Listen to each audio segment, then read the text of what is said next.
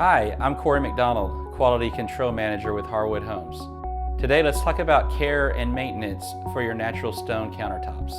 A couple items need to be done regularly with them. Number one, cleaning. When you're cleaning your natural stone countertop, you want to use warm water or a natural stone cleaner. You want to avoid all abrasive chemicals such as a bleach-based cleaning for the item itself.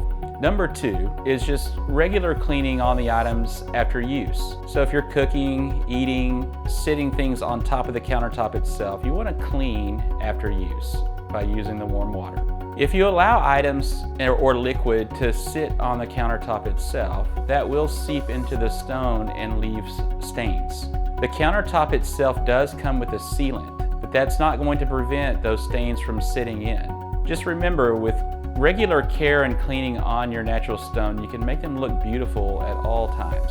If you still have questions and concerns about maintaining your natural stone countertops, your quality control manager at your orientation will be giving you one of these sheets.